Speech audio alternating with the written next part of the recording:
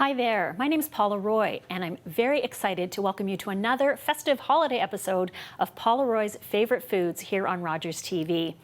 It is the holiday and festive season for many of us, and gift giving, of course, is always top of mind for many people. I'm going to show you how to make great, delicious, edible treats that are going to be appreciated by anyone you gift them to. And they're all really flexible. You can play around with the flavor profiles of the different things that I'm going to show you. And I hope that you do find some fresh inspiration to take back to your own kitchen after you see what I'm going to prepare for you today. This is kind of the spicy episode, and I'm going to be starting with 3 great spice blends that are extremely versatile. That's kind of the name of the game when I look at edible gifts. Can they be used in different ways? Can people explore maybe their own new creations using them? That kind of thing. So first up, I'm going to do my spin on a classic Montreal-style steak spice. And maybe you're thinking, but I don't like steak, or I don't grill in the winter. Why would I want to make that? Let me tell you that this blend is versatile is the only word. My favorite thing to do with it is to put it on salmon. I rub a little bit of olive oil on the salmon, sprinkle it with steak spice, and then I like to cook mine in an air fryer. You could pan fry it, grill it, put it under the broiler. And the steak spice crust on the salmon is amazing. Good on chicken. You could even sprinkle it on salads because, as you can see here, there is a whole lot going on in this spice. So I'm going to start with what I'll call the soft ingredients. I have some smoked paprika, much, much superior to regular paprika. I never use the regular stuff anymore. And I've also got some dill leaves. And when you're buying spices to make blends, you want to buy them in smaller quantities because spices do lose their freshness over time. So if you've got a bag of dill leaves from 1989, don't use it. Throw it out. Farm Boy's a great place to get little bags of spices, and you can go through these really quickly. So that's a really important tip for something like a spice blend. I've also got some mustard seeds. If you don't like them whole like that, you can crush them. You can use a dedicated coffee grinder for your spices. I don't recommend using the same one that you grind coffee beans in because the cross-pollination is not going to make anybody happy. I've also got some, I think these are onion flakes, also really, really delicious. And garlic flakes, much, much better than garlic powder or, heaven forbid, garlic salt that tastes more salty than garlicky. These flakes are fantastic. Now I'm going to do a little bit of crushing. This is a spice grinder from, I think it came from IKEA, and I really like it. So I'm going to put my coriander seeds in there. They're just too big to leave whole. And then you just twist it, and out they come super fast. Does a really, really great job with them. And you want to grind the spices one at a time so that they come out sort of in uniform thickness. If I put the peppercorns in there at the same time, they might impede each other's progress. And the coriander, it's got this great kind of lemony, a lot of people taste a lot of coriander in craft beers. It's just this really, really great profile. It's not necessarily in the craft beer, but the hops have a coriander tang to them. And I'm going to put the peppercorns in. Let's see how many I can drop. Quick, grab a funnel. Probably not going to use quite all of them. Pick up the stragglers here. And if you don't have a spice mill or a coffee grinder, you can use a mortar and pestle if you have one of those. You can even put them in Ziploc bags and crush them with a rolling pin. It's that easy. And you can determine the coarseness that you want. This is nice. It's kind of a cracked pepper consistency, and I really like that because it means that it's going to hold its own in amongst the other spices. I think that's about all I need there. I've got some smoked sea salt, really nice. You could use any sort of medium grained salt that you have. And for the volume that we're making, that's not too much salt. And some red pepper flakes. Put in as little or as much as you like. So that's all you have to do. Give it a good stir, and then transfer it into whatever vessel you want for gifting, something airtight. And again, the little funnel just helps with that job. And if you find a great use for your steak spice, I highly recommend making a note on the tag for whoever you're gifting it to so that you can share your wisdom with them. They might not think of some of the things that you do. I even like it sprinkled on salads. It's just, again, such a great flavor profile. You can quickly jazz up a soup or a stew with it. All right, I'm just going to put the last of it in here. Turned out to be the perfect size container.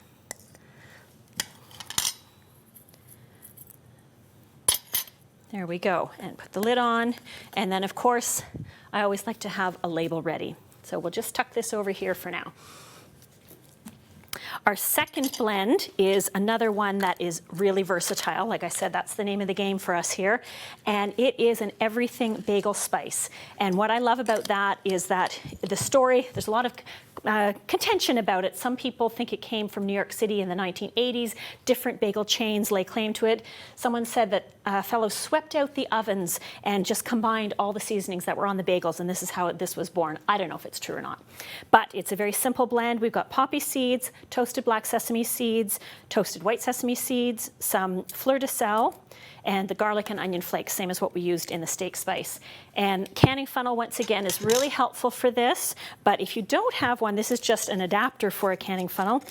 You can make your own little paper funnel out of a piece of parchment paper, cut in a circle with a hole in the middle. So that's just a great option if you need it. And I'm just gonna kind of shake these in layers until the jar is filled. It's that simple.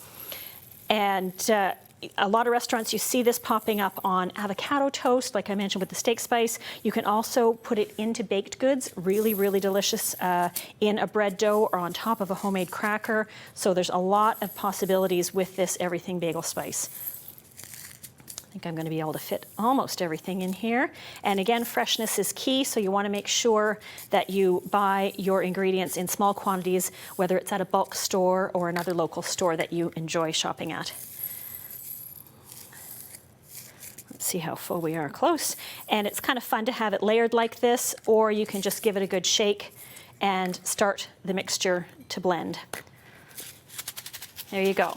And once again, we've got our tag, and we could put ideas on the back for it. And our third spice blend is another one that I'm a big, big fan of, and it's an everything, it's a coffee spice rub, and I say everything because it's got a lot in it, and it is great on fish, on chicken, and so on. So we're just gonna stir and put it together really quickly here. We've got some garlic powder, not garlic salt. We've got brown sugar, because that gives it some sweetness. We've got cracked pepper.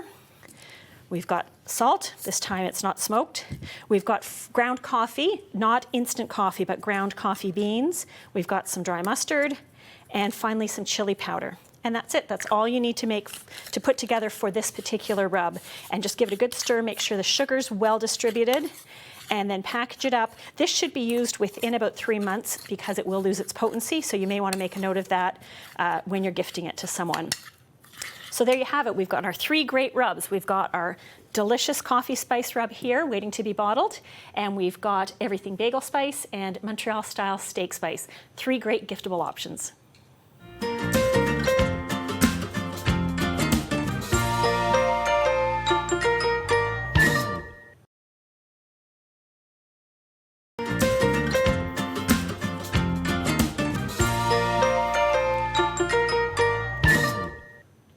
Welcome back to this special holiday episode of Paula Roy's Favorite Foods. We're talking edible gifts, and I have so many ideas to share with you. As I may have mentioned before, I have lots of edible gift ideas on my constantlycooking.com website. I love making things for friends and neighbors and family, and it's really fun when I find out that they would like to request a similar thing the next year, because it means I've created something that they really, really like. So now I'm tapping into the current craze for flavored simple syrups. If you're not familiar with a simple syrup, it's basically a dissolved sugar and water mixture. It gets cooked up, and sometimes it's a little bit thicker than just stirring sugar into water, and it's a base for a lot of different cocktails and mocktails. Sometimes it doesn't have any flavor, but the ones that we're going to make today are going to have a lot of flavor, and they're perfect for this time of year. So the first one that we're going to do is a really healthy one. It's ginger and turmeric, and I'm going to start by grating the turmeric. First I'm going to heat my water here, and I will add the sugar. I've got a 1/2 cup of sugar and a 1/2 cup of water. And we'll just let that do its thing. And I'm putting gloves on. Turmeric root, if you're not familiar with it, is where we get the powdered turmeric that you might be more familiar with, and it stains like you would not believe. There's an oil in there that just gets into everything. So I'm gonna just grate one of these little roots. I think that should give me everything I need. And I'm wearing gloves because I just don't wanna have vibrant yellow hands for, I don't know, a couple of days, a week. It really lasts a long time. It'll take me several washings to even just get this grater clean, and I've used an old board because I don't want to worry about staining. There, so it doesn't, you can just throw the nub end right in. It doesn't have to be completely grated. And it's great, pun intended, to do it this way because you get much more of the oil out of the turmeric root than if you simply try to chop it. You won't get the same depth of color or flavor. Living on the edge here, picking up a bit of turmeric with my bare fingers. And I'm going to set this aside. And the only other ingredient aside from the water and sugar and turmeric root is, of course, the ginger. And ginger root, you can buy it just about anywhere. I love to buy a big clump like this, and I will grate it and freeze it. And it's just terrific to have on hand. It's just as good as freshly grated. And it just makes so many dishes pop. And for this one, you just need to cut it into some slices. You don't have to grate it or even peel it. It's not going to affect the flavor either way. So this syrup is really great for cocktails and mocktails. In terms of a mocktail, you can just use soda water if you want. There we go. Or you can mix it with orange juice and soda water. The combination of the turmeric and ginger and orange is really fantastic. I use it as well to make a vodka-based cocktail that I call the Queen of Cocktails with this syrup. So we're just going to leave that to simmer. And I'm going to move on to the second syrup. And we'll just get this burner going. And this one is a cranberry cinnamon syrup, really, really tasty. So again, we've got water, about a half a cup, and our half cup of sugar. You could use honey or agave syrup, lots of different options if you wish to make this instead if you don't want to use sugar. Cranberries, these ones were frozen. I think they're thawed now. You can use fresh if you want, but I find the frozen are really economical. They're great to work with. And then I've got 2 cinnamon sticks that I've broken into bits so that there's better flavor distribution in our mixture. So I'm going to put this up on high. And we'll get the ginger on high. And you just kind of want to stir them. I'm going to go ambidextrous on you and stir them both at the same time until the sugar has dissolved. So they just barely need to come to a boil. And the cranberry syrup has a lot of uses. Again, the cocktail mocktail thing, really nice in a cosmopolitan. I've even seen people make cranberry martinis at this time of year using this simple syrup. You can also cook it down further to reduce the liquid that's in it and turn it into a glaze for roast pork or roast chicken. You can pour it on slices of grilled cake, for example, so that's another really great option. So if you look at the ginger turmeric one, you can see how it's taking on that really great orangey hue. It's just looking so vibrant. It's going to be terrific. And once they kind of do their thing and the sugar has dissolved, you want to let them sit for 5 or 10 minutes just so the flavors can thoroughly infuse and you get everything you can out of the turmeric. I can see the bits in the pot are already fading in color, which means we're getting the color out of them, which is fantastic. That's exactly what we want. And the cranberries need to be cooked until they start to pop, and that's when you know that they're hot and they're cooked. And at that point, they'll start to release their color into the mixture as well. You can definitely make bigger batches of this. I would recommend a broader pan so you have more surface area. That's generally the way to go. Okay, I'm going to take this one off the heat because it's done. And I'm just going to move my other pot to this burner so you can see it a little bit better. There we go. And again, this is just a starter course for you. You can come up with any great combination for simple syrups. I really like orange and cardamom as a base for some cocktails. I do lemon and ginger quite often, and it's fun to have just a couple of different jars in the fridge at any one time. And then I can quickly make up something really, really festive. And you could do individual drinks. You could do a whole pitcher as a signature drink for a party. So this is starting to get pink now as the cranberries get warmed up. That's great. So in terms of bottling, I look at dollar stores all year round. I also check at thrift shops. If someone gifts me something neat, this jar, for example, contained vanilla bean paste. And I finished the vanilla bean paste and I thought, I'm saving that jar. I could find a good use for that. So it's really great for something like this. And again, just making up labels. I print them up on the computers because it's much better than my handwriting. And on the back, you could make a little note of a recipe that would be suited for this syrup because there's a chance that your recipient is not going to be familiar with it. My bow tying skills are getting put to good use with these segments. There we go. So you can see how the color turns out on this. It does look pretty similar to what we have in our pot. and just so, so delicious. So you want to let that cool before you strain it, and I can hear my cranberries really coming to a boil. They're getting nice and pink. The cinnamon smells so, so good. This bottle contains some fancy barbecue sauce that someone brought me back from Alabama, I think. And once again, I looked at it and thought, I'm saving that. And the same thing, we're just going to put a quick label on it, and then it's ready for gifting. And I do recommend that you encourage people to refrigerate these syrups because they're made with fresh ingredients, the ginger and the cranberries and so on. It's much safer to have them kept in the fridge. This label just doesn't want to stay, but we'll get the idea.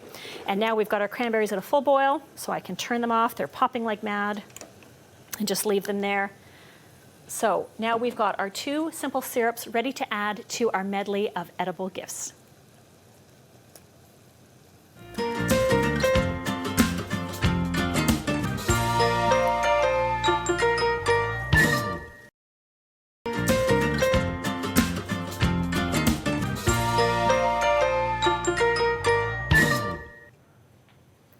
Welcome back. Here we are, segment 3 already. I'm having so much fun preparing these edible gifts. As I enjoy showing them to you, I'm also thinking at the same time about who the lucky recipients of these items are going to be. So our third recipe today, our third segment today, is a delicious dessert sauce. It's a salted caramel sauce. I love this stuff. I could literally just eat it with a spoon, but I also like it on ice cream, on frozen yogurt. It's delicious drizzled on just a white cake, or even better, grilled slices of pound cake. Amazing. You can put it on cheesecake. Super, super versatile. I have caught my kids stirring it into coffee, and they say it's excellent. So there's another tip. So to make this, we're going to start by melting some sugar. And a lot of people think caramel is really intimidating, but it doesn't have to be. Really, the most important rule is just pay attention. The sugar will burn quickly, so you've got to be focused. There's kind of a saying in my house where if I'm making caramel, everyone knows not to talk to me. Mom's making caramel! So they just leave me alone so I can focus on the job. Now, while the sugar is melting, it will slowly start to turn golden brown. You want it on about a medium-high heat, but like I said, laser-focused attention, and you don't want to stir it, you just want to swirl the pan. So I'm not as familiar with this stove. I'm really going to have to be super, super careful here. And then once the sugar has melted, you don't want it to turn dark brown. You want golden brown. That's your stopping point. And then at that point, we will add in some butter and some salt. You have a choice. Maldon salt is really fun. It's a flaky sea salt. Or fleur de sel is another really, really good one that is perfect in this sauce. And if you want to go kind of crazy, another option is to crack open some green cardamom pods. Inside there's little black seeds. I love cardamom, but if you're going to add those in, you need to add them at the end right before you pour it into the bottle. Otherwise they're going to sink to the bottom of the sauce and stick to the pan, and then you won't get to enjoy them. So it looks always like it's just not going to happen. It seems to be so slow, but think about it. There's a chemical reaction happening here with the sugar, so it's just going to do what it's going to do in its own time. But all of a sudden you'll notice it'll start to stick a little bit, and then it'll start to melt, and it will look like it's melting unevenly. Don't worry about that. It's all going to be fine. That's why we keep swirling the pan as we do. And there are so many variations. In the olden days, when I was a little girl, no one thought to put salt in caramel sauce. So salted caramel is sort of a more modern invention. I am here for it. I love it, and I wouldn't have it any other way. But the caramel cardamom that I mentioned earlier is another great option. If your heat is too high, you'll notice that the sugar almost starts to smoke before it melts, so you really have to be wary of that. Now, when it comes to bottling it, it's going to be nice and runny when we pour it out of the pan, which you'll see when we get to that stage, but you need to be aware that it's going to thicken up a lot, especially because you're going to store it in the fridge. Oh, good, I can see some melting action happening in the lower layer there. So when you go to bottle it, you want to use a vessel that you can ideally that you can put in the microwave and warm it over low heat, or if that's not possible, let's say it's a jar with a flip-top lid that has a metal fixture, you want to be able to sit it in a hot water container like an old yogurt container or something. And you want to leave a little head space because you're going to want to shake it when you melt it so that it redistributes evenly. I know there's not much to see here. You can sort of get the idea that it's starting to melt. And like I said, it just takes its sweet time. And this same sauce can be cooked down further if you wanted to make caramel candies. It's the same process. If you're getting into candy making, you really want to consider investing in an instant read thermometer. I use the same one that I use for grilling meats or for checking roasts in the oven, that kind of thing. You need that quick temperature gauge. Candy thermometers, the old school ones, I don't find them very useful because they take a little while to read and they're not as precise, but a digital instant thermometer is really, really great for making caramel sauce or making candy. But we're not going to cook it to that stage because we want it just for sauce purposes. Some recipes that you'll see will call to add water when you're melting the sugar. That's just to speed things up a little bit. If you look now in the pan, you can see a nice little melted island here in the corner. That's exactly what we're going for.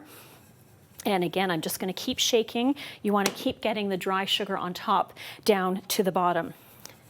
So when I made a batch yesterday, I had this great leftover gourmet ketchup bottle that I used for my sauce. So it was the perfect thing for this amount of sauce. It makes about a cup, a little bit less. And there are some options. If you want to make the sauce vegan, then you can use vegan butter for it. We're going to add in 3 tablespoons of butter once the sugar's all melted. And you can omit whipping cream, which is something else you can add in. It's not required, but it gives it a nice extra flavor and texture. We're not going to use that today. We're just going to use the butter and a little vanilla and the salt. So if you look now, you can see some nice golden streaks appearing. We're getting really, really close. And this is the time when it really can get away from you. So you really got to pay attention. And again, just keep swirling the pan to distribute it. Oh, I'm loving that color there. Looks so, so good.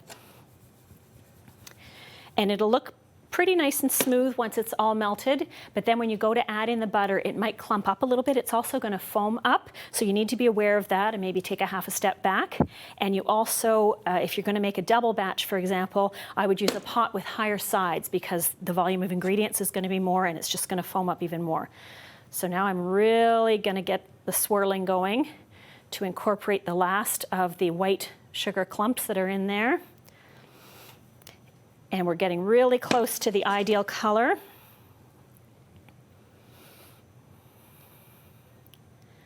It's almost set. So at this point, I'm just about ready to add in my butter. Give it one last swirl. There we go. And like I said, be forewarned that it will foam up a little. And I'm just going to stir that in to melt it. Oh, it just smells so, so good. And you can use salted or unsalted butter, whatever you prefer.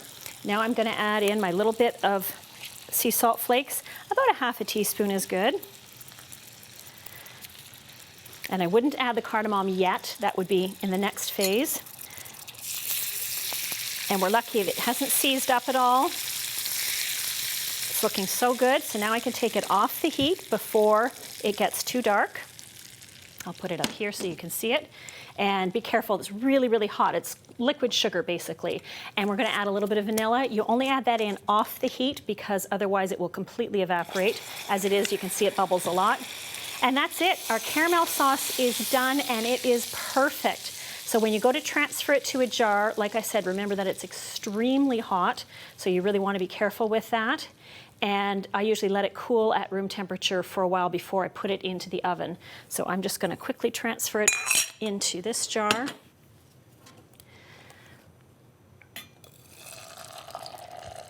Oh, it even sounds good, don't you think? So caramel sauce would be a really, really fun addition to your festive gifting lineup. There we go.